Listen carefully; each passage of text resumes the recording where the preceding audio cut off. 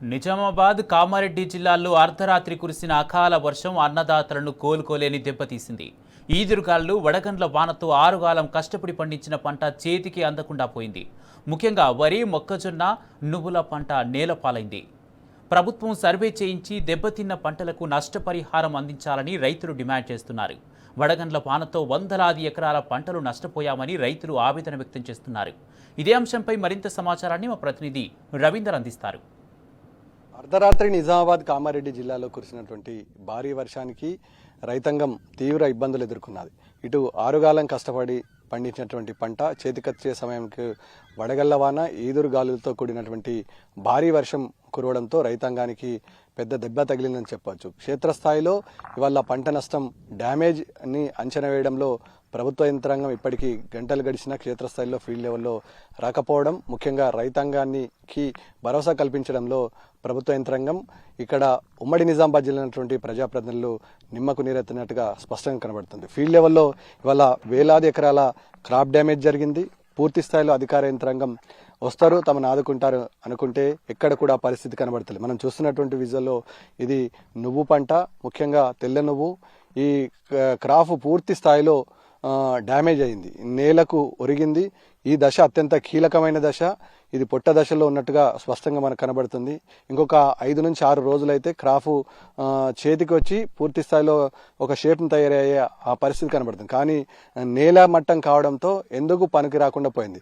మనము రైతు పొలాల ఉన్నటువంటి పంటలను పర్యవేక్షిస్తున్నాం. ముఖ్యంగా ఇటు ఆర్మూరు, బాల్కొండతో పాటు ఇటు జకరన్పల్లి పక్కనున్న గ్రామాల్లో రైతాంగం, ముఖ్యంగా మహిళా రైతుల ప్రాధాన్యత అత్యధిక కీలక పాత్ర పోషిస్తారు. ఈ నేపథ్యంలో ఉదయం 6 గంటల నుంచే మహిళా రైతులు పొలాల్లో ఉంటారు. వాళ్ళకి సంబంధించినటువంటి క్రాఫ్కు ఓ బిడ్డలా సాక్కునే ఆనవాయితీ ఉంటుంది ఆర్మూర్, అంకాపూర్ బెల్ట్లో. ఈ నేపథ్యంలో రాత్రి దొంగ దెబ్బ కొట్టినటువంటి వర్షం వల్ల రైతాంగం తీవ్ర ఇబ్బందులు ఎదుర్కొంటున్నారు. చేతికొచ్చే పంటలు మక్క, అదేవిధంగా ఇటు పసుపు, అదేవిధంగా ఇటు కూరగాయల పంటలు ఉన్నటువంటి టమోటా, వంకాయ, అనేక రకాల పంటలు పూర్తి స్థాయిలో దెబ్బతిన్నది. ఇక వరి పరిస్థితి అత్యంత దారుణంగా తయారైంది. పొట్ట దశలో ఉన్నటువంటి వరికి విపరీతమైన వడగళ్ల వాన కొట్టడం వల్ల పూర్తి స్థాయిలో పంట కూడా దెబ్బతింది. ఇక నువ్వు పరిస్థితి మరీ దారుణంగా తయారైంది. క్షేత్రస్థాయిలో ఇవాళ ఎందుకు పనికి రాకుండా పోయింది. ఈ నేపథ్యంలో రైతాంగానికి ప్రభుత్వం ఆదుకోవాలి, భరోసా కల్పించాలి అని అంటున్నారు. ఈ నేపథ్యంలో ఇటు ఫీల్డ్ లెవెల్లో ప్రభుత్వ యంత్రాంగం ఇప్పటి వరకు రాలేదు. కనీసం పంట నష్టం ఎంత మేరకు జరిగిందనే అంశాన్ని అంచనా వేయడంలో ప్రభుత్వ అధికారులు ఇప్పటి వరకు తమ పొలాలకు రాలేదు అంటున్నారు.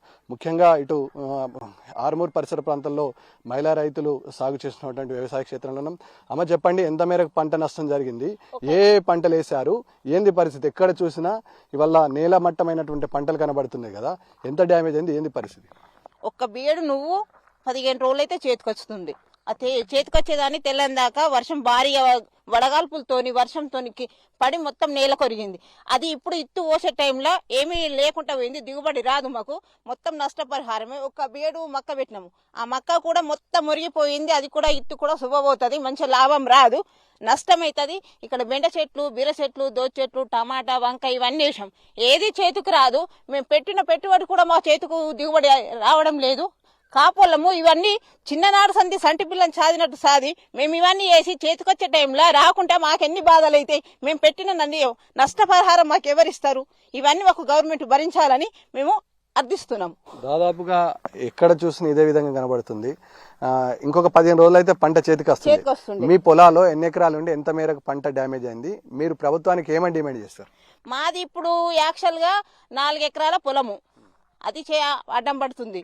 ఇవి కూరగాయ చెట్లు ఒక బియ్యడు, నువ్వు ఒక బియ్యడు, మక్క ఒక బియ్యడు, మొత్తం కలిసి 6 బియ్యాల భూమి మరి నష్టపరిహారం ఇప్పుడు ఎండుగాలము. దీనికి బాధ్యతలు గవర్నమెంట్ మాకు ఏదన్నా సహాయం చెయ్యాలి. ఇది మేము పెట్టిన కూలి కూడా మా చేతికి రాబడం లేదు. మేము వర్కర్స్లను పెట్టి ఇవన్నీ పెట్టి ఎన్నో వేసి ఇంతదాకా వచ్చిన దాన్ని 15 రోజులైతే చేతికొచ్చే పంటను మేము నష్టపరిహారం మాకు గవర్నమెంట్ చెల్లించాలని కోరుతున్నాము.